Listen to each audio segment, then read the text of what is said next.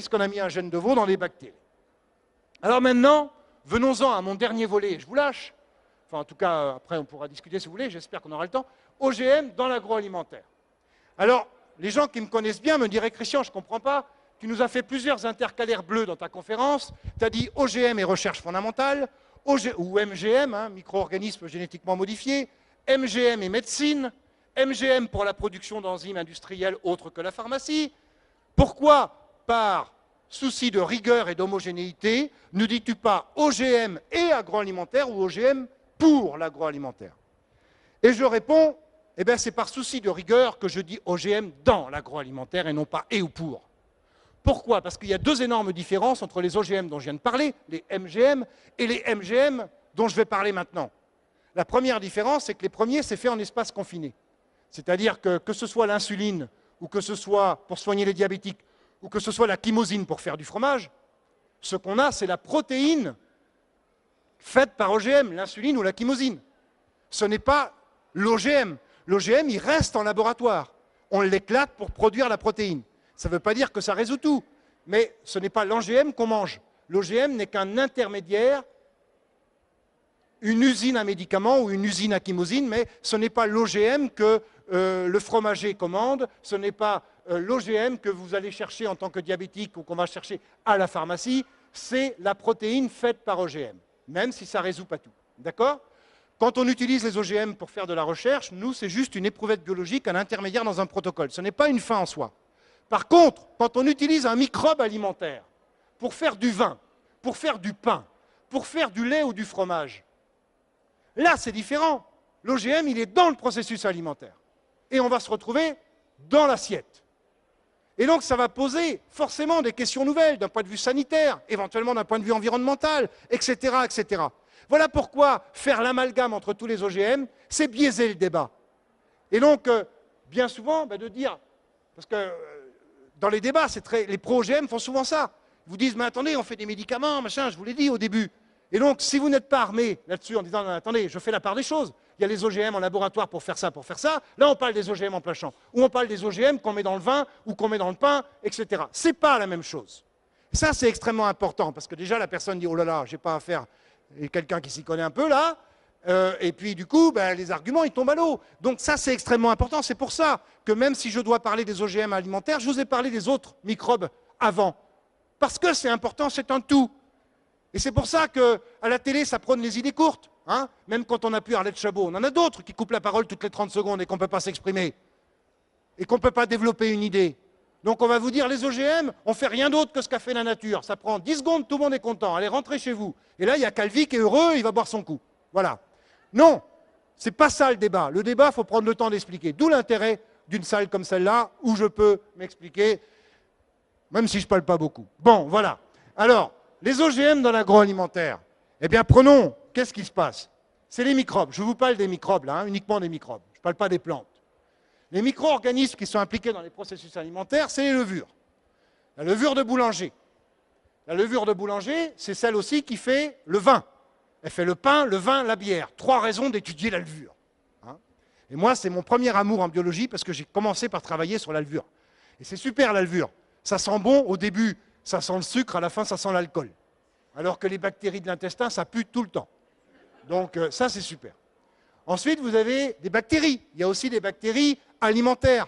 Par exemple, dans le vin, la levure fait la fermentation alcoolique, mais les bactéries font la fermentation malolactique. Ça s'appelle des bactéries Eunococcus-heni. Ces bactéries, elles sont dans le vin. Il y a aussi les bactéries lactiques pour faire les fromages, les yaourts. Et puis, vous avez les champignons filamenteux, les moisissures. Quand vous mangez du fromage sur la croûte du fromage, c'est une moisissure, c'est du champignon filamenteux. Le bleu, la fourme d'Ambert, le bleu de Brest, etc. Le bleu, c'est une moisissure. Ça se mange, c'est comestible, c'est un champignon et on en a grandement besoin. C'est des microbes géniaux. On dit toujours microbes, péjoratif, microbe égale maladie. Non! Les microbes, c'est aussi le vin, le pain, c'est la vie, c'est magnifique. Il y a aussi des belles choses, ça c'est un tout. Hein. Donc voilà. Alors, ces microbes peuvent devenir très méchants quand ils sont là où il ne faut pas. Mais quand ils sont là où il faut, ça va. Alors, bon là, je vous donne des exemples de projets. Alors, vous ne pouvez pas lire, c'est trop petit, mais peu importe. Je l'avais fait pour un écran plus grand, mais ce n'est pas grave. C'est juste des exemples avec des levures, avec des bactéries, etc., pour, en œnologie, pour, par exemple, diminuer la synthèse d'histamine, parce qu'on dit que l'histamine, c'est ce qui provoque le mal de tête dans certains vins et tout. Donc, on a dit, ah ben, on va faire des vins sans histamine. Ensuite, améliorer la fermentation pour que le boulanger puisse gagner du temps, qu'il puisse mettre ses pâtons au froid la veille, et puis les faire lever le lendemain matin. Enfin, tout un tas de trucs pour nous dire, oui, on va améliorer. C'est comme l'amélioration des plantes. La nature, elle fait tellement mal son boulot que les plantes, c'est complètement merdique, il faut les améliorer.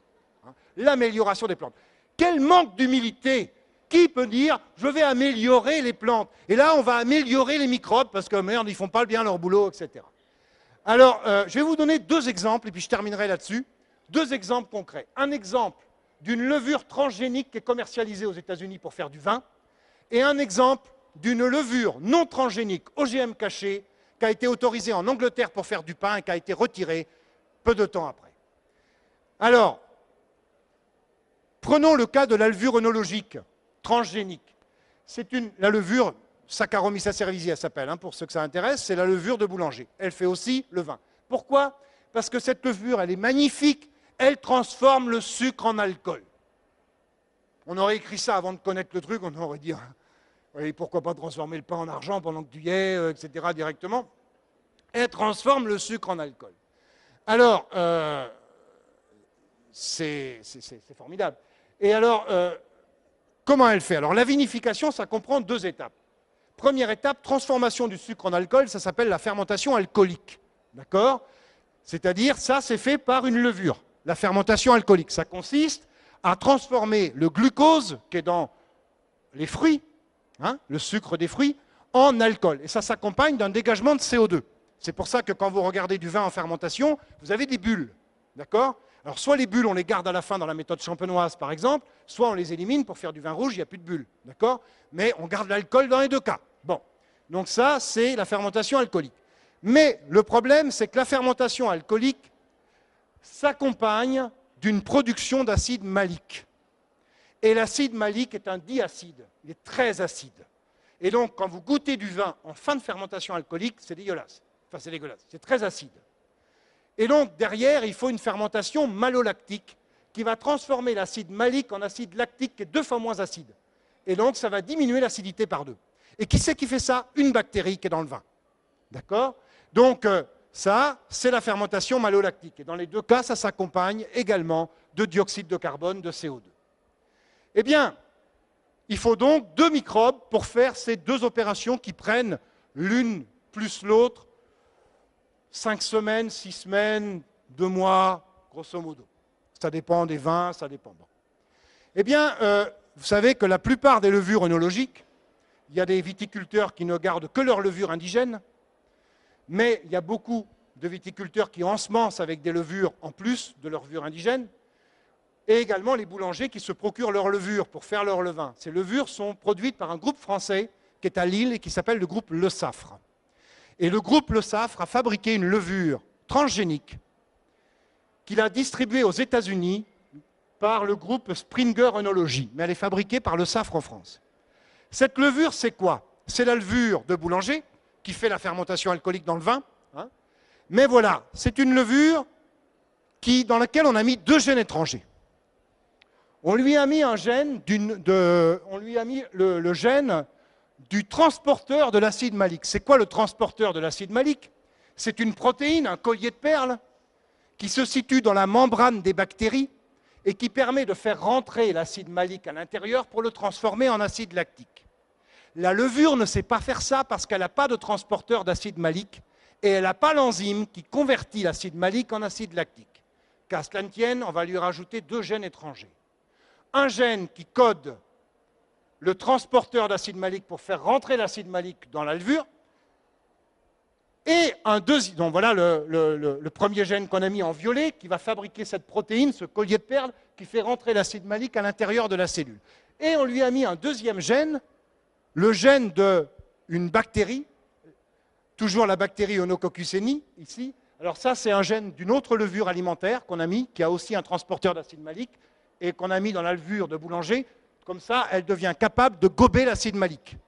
et on lui a mis le gène de la bactérie qui normalement transforme l'acide malique en acide lactique, on l'a mis dans la levure. Du coup, la levure, non seulement elle est capable de gober l'acide malique, mais elle est capable de le transformer en acide lactique. Et du coup, elle fait les deux fermentations, l'alcoolique et la malolactique. On me dirait, c'est quoi l'intérêt? Si ce n'est que de bidouiller le vivant. Ben, l'intérêt, c'est de dire, ben, vous savez, à la fin de la fermentation alcoolique, eh bien, les conditions, l'environnement dans le vin, il peut varier énormément. Or, les bactéries qui font la fermentation malolactique, y compris les bactéries lactiques du lait, sont des bactéries très sensibles à l'environnement. Si l'environnement ne leur plaît pas, elles se mettent en grève. Elles disent, on va attendre que ça aille mieux. Et donc, des fois, la malolactique, elle ne démarre pas tout de suite. Ça demande du temps. Eh bien, en faisant faire les deux par la levure, les deux s'enchaînent. Et du coup, vous avez du vin qui se fait en la fermentation alcoolique. Plus la fermentation alcoolique, ça demande 1 semaine au lieu de 2 mois. C'est ce que j'appelle, en fait, le fast wine après la fast food. Voilà. Les deux fermentations sont réalisées simultanément par un seul microbe, la levure, parce qu'on lui a mis un gène d'une autre levure qui permet de gober l'acide malique et un gène de la bactérie Eunococcus heni, qui est la bactérie qui normalement fait la malolactique et qui permet à la levure de faire la malolactique, c'est transformer l'acide malique en acide lactique. Alors vous allez me dire, mais comment ça a pu être autorisé un truc pareil? Ben, c'est autorisé aux États-Unis. Pourquoi? Parce qu'aux États-Unis, les microbes alimentaires sont considérés comme des additifs alimentaires. Et pour autoriser un additif alimentaire aux États-Unis, il suffit qu'il soit utilisé depuis longtemps pour dire on n'a jamais vu de problème, donc on le considère, on dit il est généralement reconnu comme sûr. L'acronyme de généralement reconnu comme sûr en anglais, c'est GRAS. G-R-A-S, Generally Recognized Machin. Bon. Alors on dit, cette levure, eh bien, cette levure transgénique, c'est quoi? C'est la levure de boulanger, au départ, qui est grasse, puisqu'elle est généralement reconnue comme sûre, puisqu'on l'utilise depuis longtemps dans les processus alimentaires, c'est naturel. On lui a mis un gène étranger qui provient d'une autre levure alimentaire. Cette autre levure alimentaire, elle est grasse. Et on lui a mis un gène d'une bactérie, Eunococcus heni, qui est une bactérie de la fermentation malolactique qu'on trouve naturellement dans le vin. Elle est grasse. Et donc, grasse plus grasse égale grasse. Et cette levure transgénique est donc généralement reconnue comme sûre. Voilà comment elle a été autorisée. Les États-Unis ont voulu l'imposer en Afrique du Sud. En Afrique du Sud, il y a eu une grosse polémique sur la sécurité sanitaire de cette levure. Et du coup, je ne sais même pas où ça en est d'ailleurs, mais il y a eu une grosse résistance de la part de l'Afrique du Sud. Elle n'est pas autorisée en France, elle n'est pas autorisée en Europe. Hein, mais ça existe, et c'est important de savoir que ça existe là-bas, parce qu'il ne faut quand même pas oublier que les OGM nous viennent des États-Unis. Hein, et qu'avec le CETA et avec le TAFTA, on peut s'attendre à des choses qu'on ne va pas contrôler. Donc, il vaut mieux le savoir pour une fois qu'on a un coup d'avance, on ne va pas s'en plaindre. Et puis, je vous donne un deuxième exemple.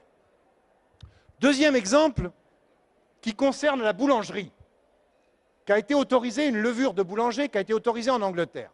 Alors ça, moi j'ai étudié ce truc-là quand j'étais étudiant à Bordeaux. Comme je dis à mes étudiants, c'était il y a 5 ans. Hein. Et ils font comme vous, ils rient. Voilà, ça ne marche plus. Bon. Eh bien, cette levure de boulanger, il faut comprendre comment elle a été vendue au boulanger pour lui faire gagner des heures de sommeil. Pourquoi? La levure qui fait lever le pain, c'est la même levure qui fait la fermentation, enfin qui fait le vin. C'est la levure dite de boulanger. Comment ça fonctionne? Elle transforme, je vous l'ai dit, le glucose en alcool. Ça fait de la fermentation alcoolique. Alors, on comprend bien que ça fasse du vin, puisque ça fait de l'alcool, et puis ça fait du CO2 qu'on élimine ou qu'on garde dans une méthode champenoise, on garde les bulles, donc on peut en remettre éventuellement, mais on peut garder les bulles. OK. Mais là, pour faire du pain, comment ça marche? Ben là, ce n'est pas l'alcool qui nous intéresse, c'est le dioxyde de carbone. Vous mettez la levure dans la farine utilise le sucre, la levure utilise le sucre de la farine, transforme ce sucre en alcool et ça fait des bulles de gaz. Vous avez déjà vu, hein, quand vous mettez ça sur un pâton, sur une pâte, vous avez des bulles qui sont emprisonnées dans la pâte. Ça gonfle, c'est pris dedans. Après, vous mettez votre pâton au four. Qu'est-ce qui se passe? Vous chauffez, le gaz se dilate. Ça lève. Et au bout d'un moment, la bulle est tellement grosse qu'elle éclate. Ça fait la mie, la partie alvéolée du pain. C'est pas parfait, puisqu'on ne retrouve pas l'alcool, il s'évapore dans le four. Mais bon, c'est quand même pas mal. Hein. Sauf que le sucre qui est dans la farine, ce n'est pas du glucose, c'est du maltose. Le maltose, c'est quoi? C'est deux molécules de glucose attachées